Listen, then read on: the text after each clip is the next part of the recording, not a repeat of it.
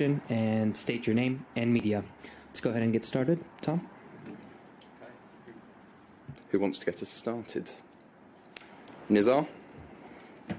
So how is the team looking into this final? Did it help that you won on Sunday, and how are you looking forward? Yeah, for sure. The mood it's a good one. It's a good mood. It's a consequence from the last game, but we know that the final is completely different because it's one game. Anything can happen, but overall the mood is very good. Yeah. Have you spoken to Manuel Pellegrini since your footballing father? How does it feel to sort of play against him? I just met him outside, and all the staff and some of the players that I know for different reasons, and yeah, we just see each other.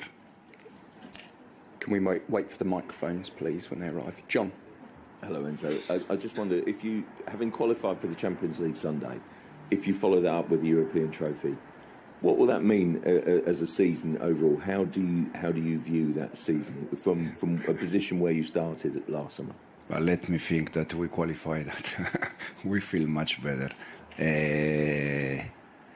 No, yeah, I said a few times during the season that for me was already a good season for different reasons, and can become a very good season if we finish top 4, top 5, and if we are able to win the final tomorrow. The first target is there. We achieved that last Sunday, and hopefully we can achieve tomorrow the second one. Over here, please. Hola Enzo, ¿qué tal? Juan Luis Martín para el Correo de Andalucía. Por tu pasado sevillista, no sé si te hace especial ilusión ganarle esta final al Betis, y qué es lo que te da miedo del Betis. ¿Qué jugador? ¿Qué es lo que te hace especial temer esta final? Can I answer in Spanish? Yes. Yeah. No, ante todo es una final entre Chelsea y Betis, entonces simplemente estoy aquí representando al Chelsea y mi pensamiento, mi focus está solamente en esto. Luego el Betis creo que es un equipo que este año lo ha hecho muy bien, le ha ganado también a equipo importante en España, y es un equipo que es peligroso ante todo por lo que quiere el entrenador y luego por la calidad de jugadores que tiene. Andy. Hi, Enzo. Hiya. If I just take you back to Sunday, we saw Levi Colwill on the pitch talking about the critics of Chelsea, and he swore on television. You swore in a press conference as well, talking about the critics of Chelsea. It feels to me almost like the siege mentality is back at Chelsea. Chelsea used to thrive on that because people never liked them that much. Does it feel like that there is a siege mentality building at Chelsea? And also, I wonder did you get in trouble with your wife for swearing with your daughter sitting next to you at a press conference? First of all, I think it's a good feeling that the players react when there are some critics, So I think it's a good reaction from the players. Then Levi's reaction, my reaction was just you say outburst. How do you say outburst? For the moment. And the reason why is because in our bad moment or bad run during the season, I mean February, March, when we draw points, many people, they were talking not from our point of view, they were not talking in the right way. Probably if you ask them, they're going to say that from their point of view, they were talking the right way. But from our point of view, they were not talking in the right way. And the reason why is because, yes, we are young. Yes, we are the youngest squad in the history of the Premier League. But at the same time, they are men. So I also use that critics to say, guys, today it's a chance that we can say that we are not young, we are mature enough, we can compete, and we can do the right things. So I think Levi's reaction, my reaction, different players that they react, it was just an outburst. In here, please. Was your wife upset upset with you for swearing? No, she was very happy. She was at the stadium. She was happy. Yeah, I have 4 kids. Yeah. So she was at the stadium with the 4 kids. So we were all happy after the game. Even with you swearing.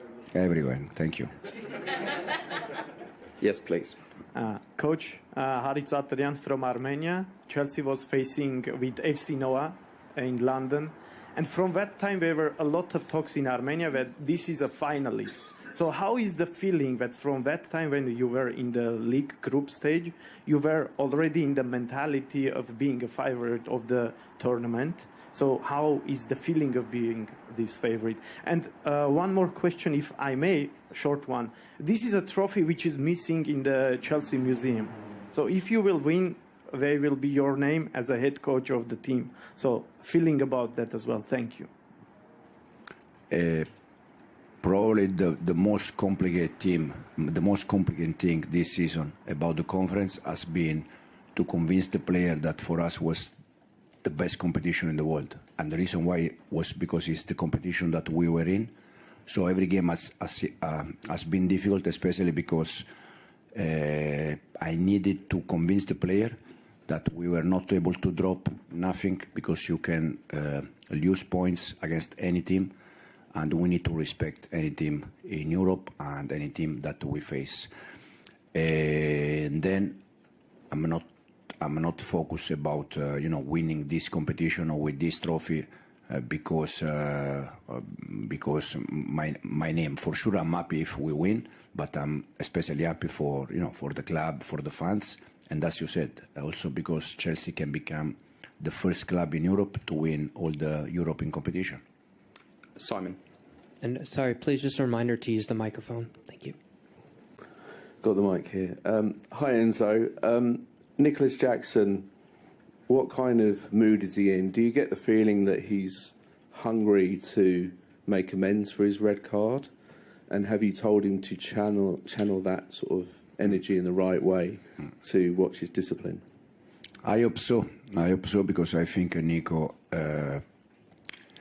is in doubt with his teammates, and the reason why is because in that moment Newcastle away was for us the most important game, and he left his teammates with 10 players for 1 hour. So for sure he's in doubt. For sure he's a good guy. For sure he recognized the mistake. He apologized with his teammates. That is very important. And I'm sure that tomorrow is going to do a very good game for us. Jacob. Hi, Enzo. It's been suggested at times that this competition is maybe not the most important thing for Chelsea, but from your experience as a player, what does winning that first piece of silverware do to the team's mentality? Is it important for these players just to get that first taste of it and just become hungry for more and more? The conference is important. For us, has been important since day one, and the reason why is because it's the competition that we are in. We cannot play Champions League if we are a conference, or we cannot play Europa. We are in a conference, so for us was the most important competition. We need to try to win that. If we are able to win, I think it's a good thing, especially because we continue to build the winner mentality. That I said many times, to build the winner mentality, there is only one way: win games. You cannot build a winner mentality if you don't win games.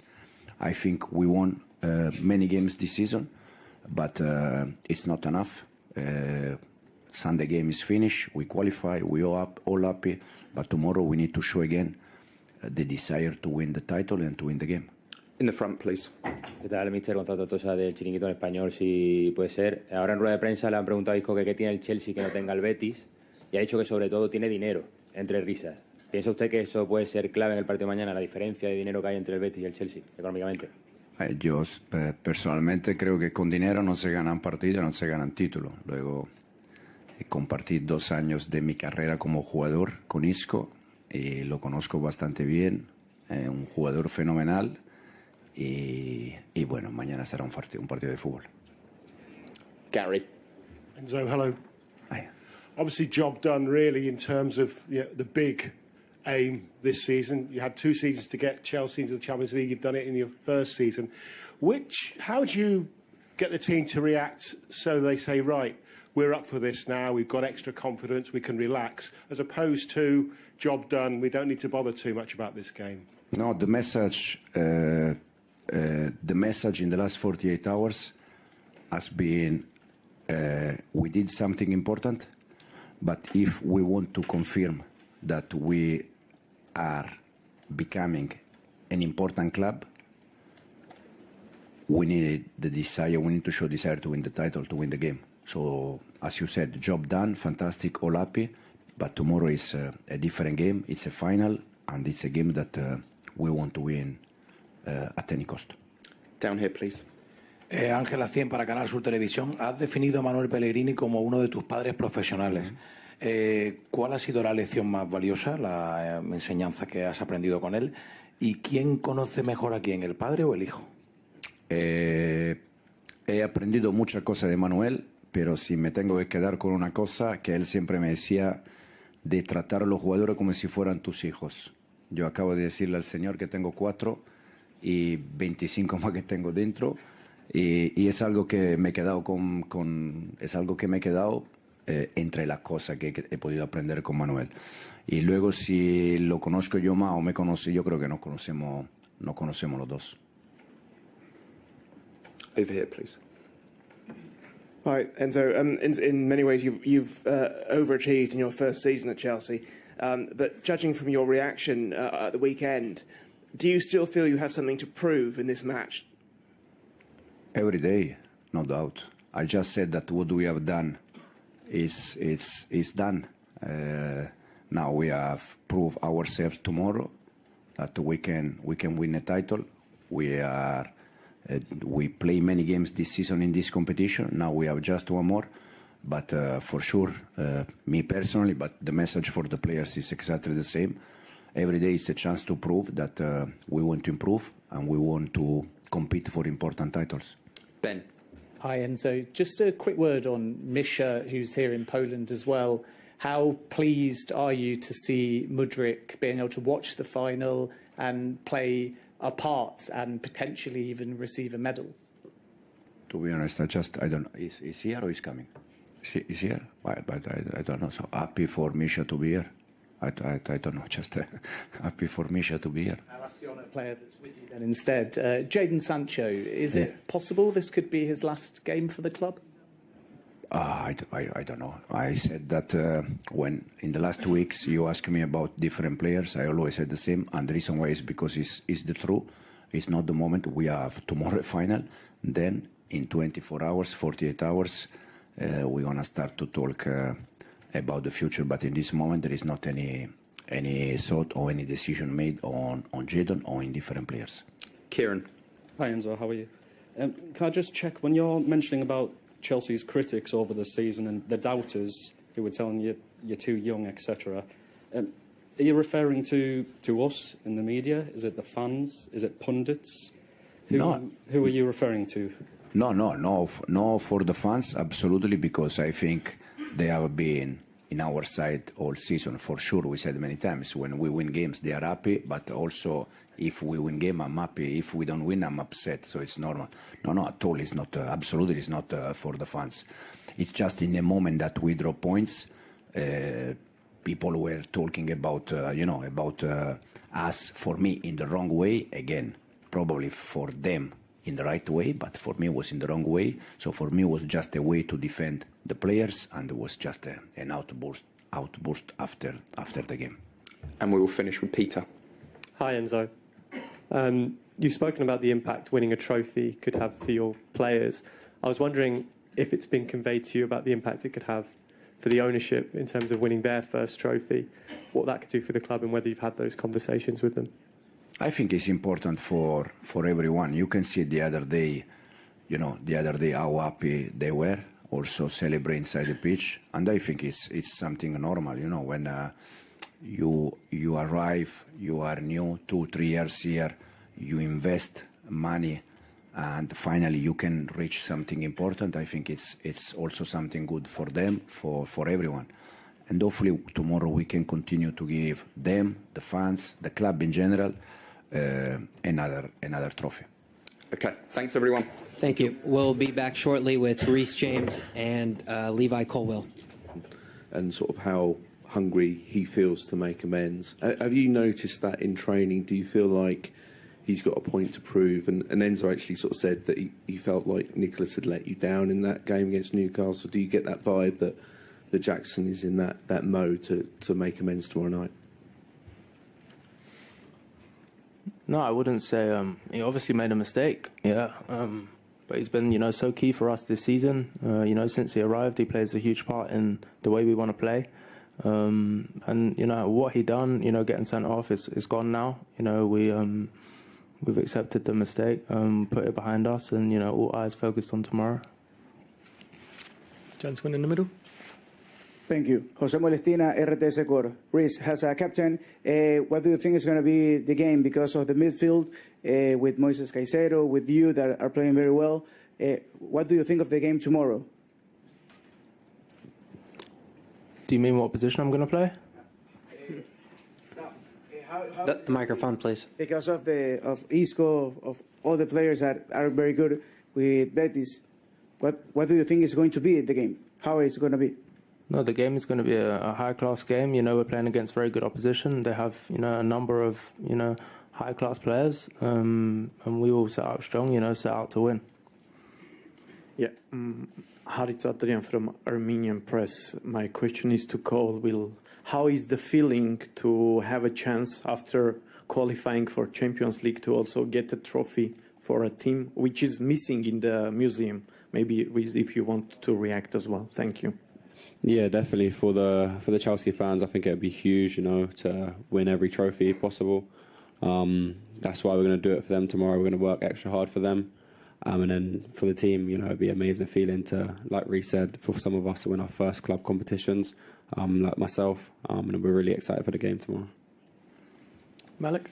Hi, a question for both of you. Enzo just said that one of his challenges at the start of this was to convince you that this is the most important competition in the world, he said. I just wondered if you could tell us a bit about, I guess, did you need convincing, and what did he say at the start of this campaign to kind of stress the importance of winning it? No, I think the message from the manager was clear from day one. You can't neglect, any competition you're in, and you need to give it your all. And yeah, at the end of the day, it's a huge European competition. Look at the final we're in tomorrow against such a big team with so much history. And I think he's helped us a lot this season and played a big part in us reaching the final and us securing Champions League. Jacob? Hi, Reece. The manager's spoken a lot about having to build you up physically this season. He's started you now in the last two games, two big games. Is this the best that you've felt in your body since the injuries, and do you feel ready to go tomorrow? Yeah, it's definitely the best I felt. I've played the most this season, in probably 2 or 3 years. I'm happy to be back on the pitch, helping the team as much as I can regularly. And yeah, if I'm called upon tomorrow, I'll be ready. Gentleman in the middle. Question for you, Jose Carlos Crespo from Radio de Blue Ecuador. I want to ask you about the importance of Moises Caicedo, especially because in this season he has played in your position as a right wing. So how will you value the importance in the team, and how is he developing in Chelsea? No, I think when he first arrived, I think he found it difficult from what he told me. But this season, he's grown so much as a person, as a player. His English is getting better as well, which helps. But no, he's key to our team. He's the only player I think that played all of the Premier League games this season. And I think that shows how much. And Question for both of you is because you're both from the Cobham conveyor belt, and we've seen a lot of academy youngsters get chances in the Conference League this season. Does it make it extra for you that you want to win tomorrow and get your likes of Reggie Walsh, etc., the guys who got the chance to help you towards a final, get them the winner's medal? And how nice is it for you guys, as two of Cobham's own, to be going into this final and seeing how the academy is being used? Yeah, definitely. Obviously, being two academy boys, winning a competition for the club's huge. Stuff that you dream of as a kid. And by doing this, hopefully we can encourage more academy boys to do exactly what we're doing and playing in the final and having a chance to win. And for players like Reggie and Josh and Ty, like the young boys, that if we do win, they get a chance to get a medal. That'd be amazing. And just to keep pushing the rest of them. Okay, we'll go to Ben. Hi guys, just a question to both of you on leadership. Reece, Enzo Maresca had said that he challenged you to be maybe more vocal as a captain. So for you, how do you think you've evolved as a captain from the start to the end of the season? And Levi, kind of the opposite. You've always said that you relish that leadership responsibility. So speak a little bit about what you think you add to the group. No, I think one thing to remember is captains and, leaders are made, they're not born. I got given the role at such a young age. When I was going through a difficult period, I had a lot of injuries. I wasn't on the pitch so much. So it was definitely hard, during my first season, as captain. But I think, I've grown so much, helping the team, the more I've played. Gentleman in the middle. Thank you. Kirill Belsky. Okay. It's a question for both of you, but I would prefer Levi to answer because Reece already answered a lot of questions. So both of you are in the England squad after the final and then the World Cup, the Club World Cup, to many matches. And also Reece already mentioned that a lot of injuries were before and now it's also a lot of matches. When will you have a vacation and how do you feel about the next season and preparing for it? Thanks. I mean, hopefully we get a vacation after the Club World Cup. That'd be really nice. But, being a footballer, we want to play games and as many games as possible. Being in this final and then going to hopefully play for our country is obviously an honour. And then the Club World Cup, which is a huge competition, and we're both so excited to play in it. So yeah, hopefully we get a holiday after that. We'll go to Sarah. Hi guys. How important is it for you? Everyone wants to talk about tactics, results, obviously the big match coming up, but is it football's such a short career?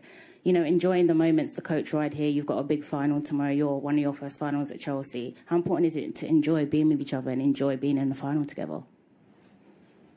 No, I think making it enjoyable it helps if you win. So that would probably be our first target, to set out well and hopefully, get the win tomorrow and then enjoy it after that. Okay, we'll end it there. Thank you, everyone. Thank you. And just a reminder that the training session open to media will begin shortly. Thank you.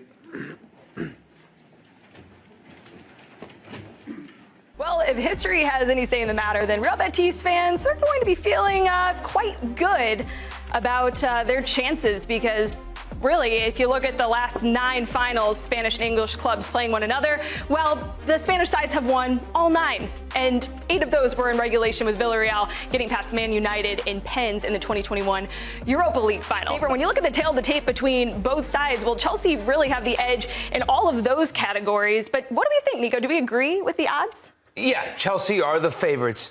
Their market value... Relax. Chelsea are the favorites. I didn't say better team, and we'll get into that in a little bit. Chelsea are the favorites going into this matchup.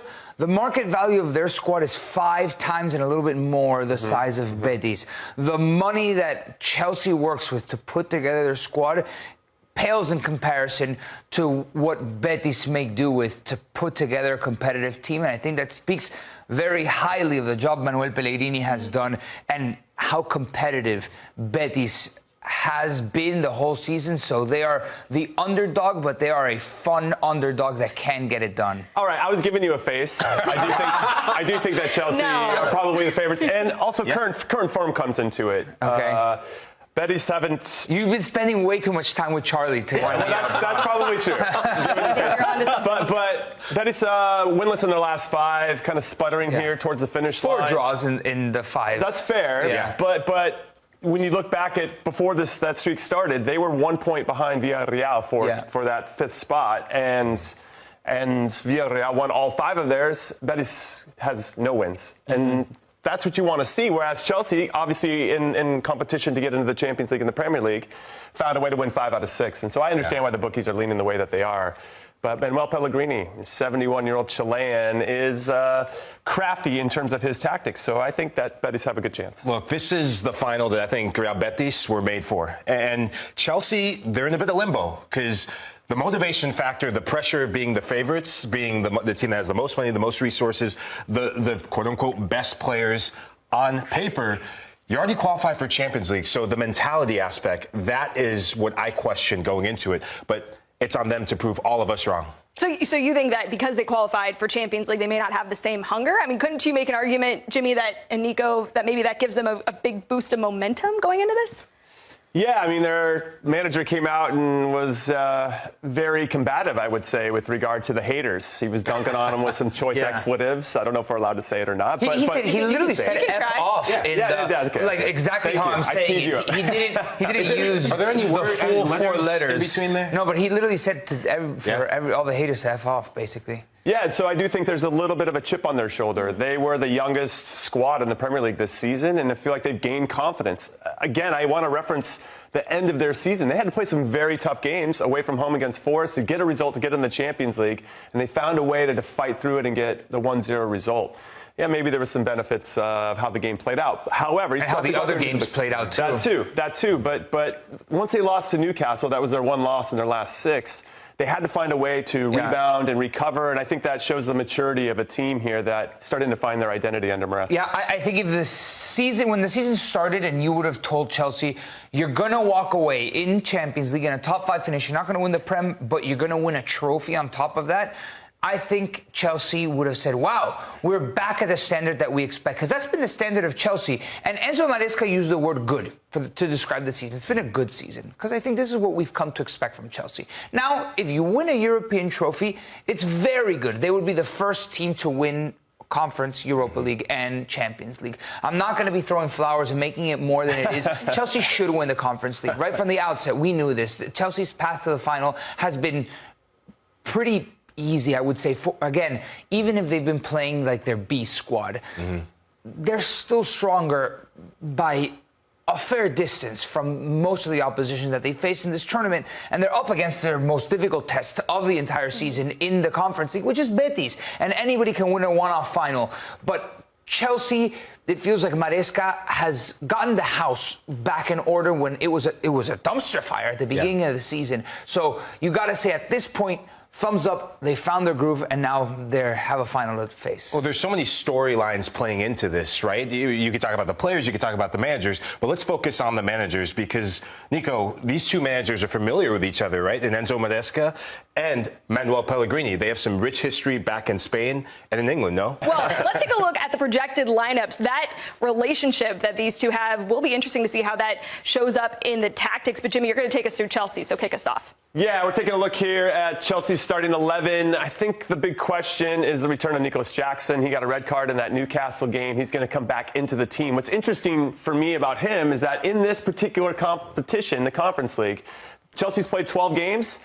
He's only played in 2 of them and has 90 total minutes. How do you feel about that?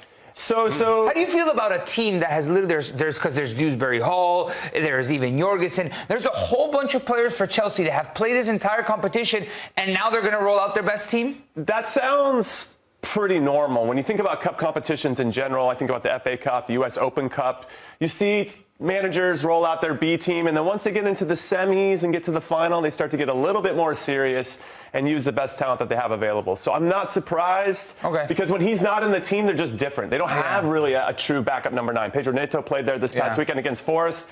And Jackson, he can do a very good job of stretching the defense, which will allow Cole Palmer in particular to kind of find those pockets between the lines. And so that's going to be important because he's slowed down a little bit. And he's slowed down as well. Before the year ended, he had 9 goals and 3 assists in the Premier League. Since then, 1 goal and 2 assists. Well, don't you feel that's a big drop-off. Like when Nico Jackson got injured, when Cole Palmer had that slump, it kind of coincided? 100%. 100%. So I do think he's going to start, and I do think he'll provide some opportunity for them. And then Caicedo and Fernandes, they're going to be really important. How can you slow down Isco? So those are the areas of the field that I'm looking at the most. Jorgensen is the only confirmed starter, by the way. And Luhud, you're going to take us through their opposition in Real Betis. Yeah, look, we can go back and forth about the Nico Jackson conversation.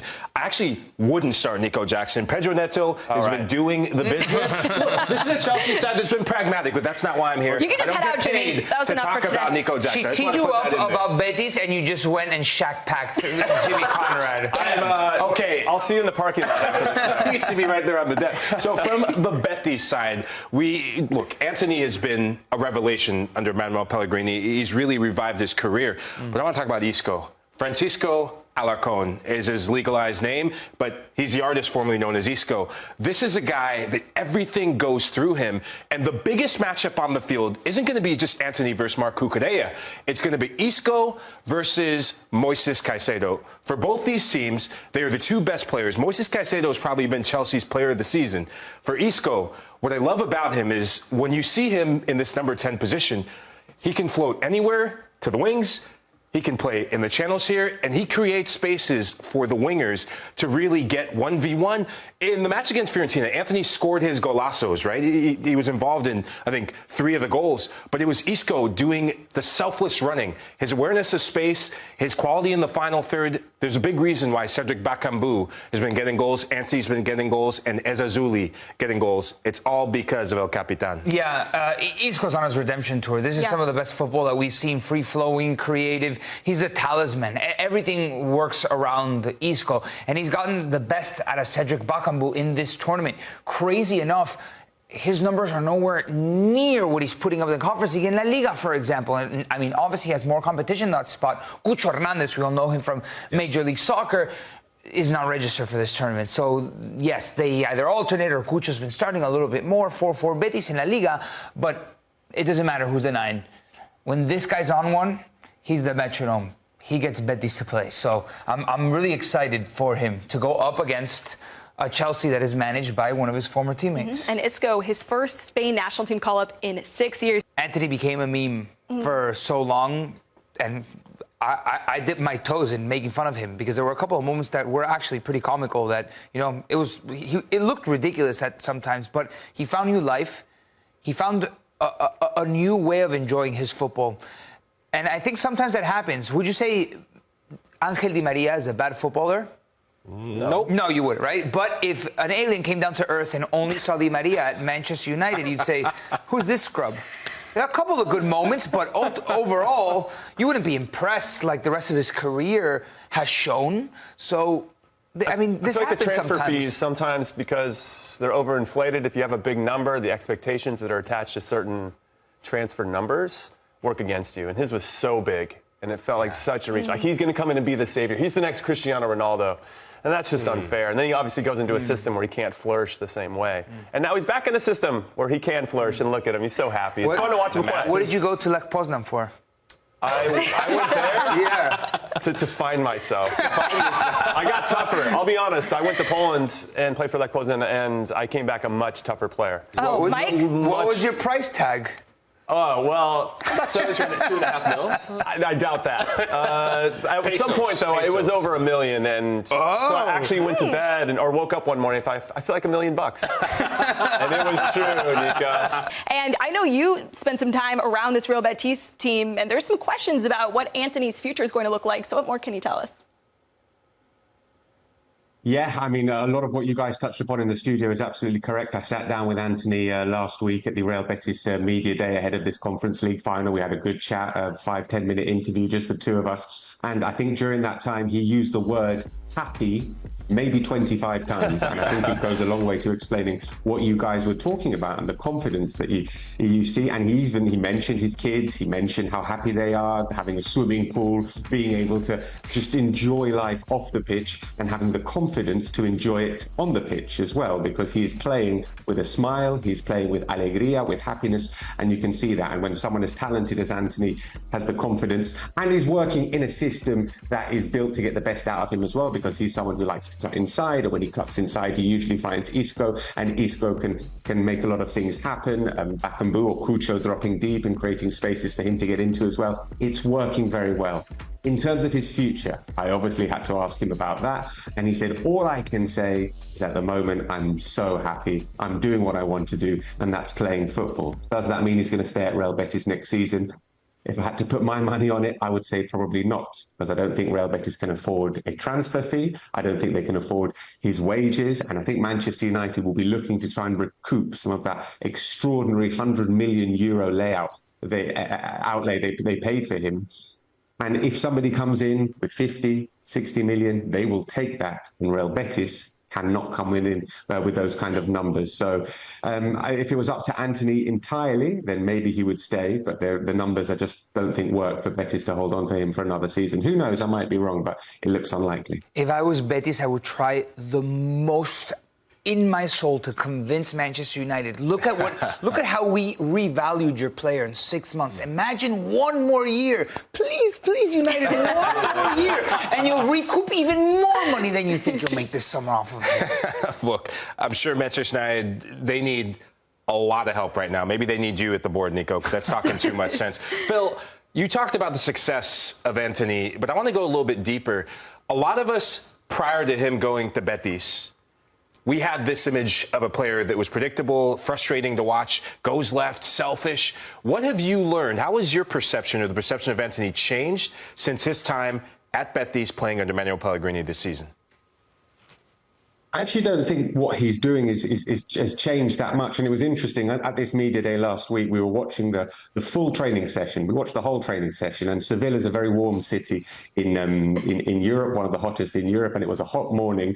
And I was watching this and the training session, and I remarked to a colleague, Anthony's not running much. It's not like he's training a tope, full throttle. He seems to be kind of walking around the pitch. Oh, and then he goes and scores an absolute unbelievable worldie. So it doesn't feel like he is come here and said, you know what, I'm going to run my socks off and give absolutely everything in terms of physical effort like Isco does. But we weren't expecting him to be this kind of Anthony. So maybe he surprised himself even a little with just how well he's played. And he really, really has played well, just those spectacular goals. And he seemed to understand what the manager wants from him as well. And Manuel Pellegrini they should call him, the Lazarus of football. He's reviving careers from the dead, because Anthony, as Nico rightly said, was a meme. People laughed at Anthony, and now people are marvelling at his goals. And Isco literally had not played football for 6 months before joining Real Betis. He was an ex-footballer, and now he's back in the Spain team. And I think Manuel Pellegrini has got quite a lot to do with that. Chelsea are the favourites, right? The bookies, they seem to be smart people, giving them ridiculous odds into this. Finish this sentence for me. Real Betis will beat Chelsea because of their front four. I think there's so much attacking prowess in that front four, and if they can keep things a little bit solid, and Johnny Cardoso is fully fit to play in that double pivot with Pablo Fornals, I think they've got firepower. They've got unbelievably talented players at the very top of their game. You're right. Chelsea are massive favourites for this. Maybe too big favourites. I don't think what I've seen from Chelsea this season, they've steadied the ship a little bit, but they haven't been particularly convincing. They managed to get into the top four, but I don't think from what I've seen footballistically, yes, budget, heritage, prestige, they're a bigger entity perhaps in European football than Real Betis. But in terms of purely footballing reasons, and I've seen quite a lot of both of these two teams, I quite fancy Real Betis on Wednesday night. Welcome back to Sportlab, where we break down the biggest football moments before they even hit the pitch.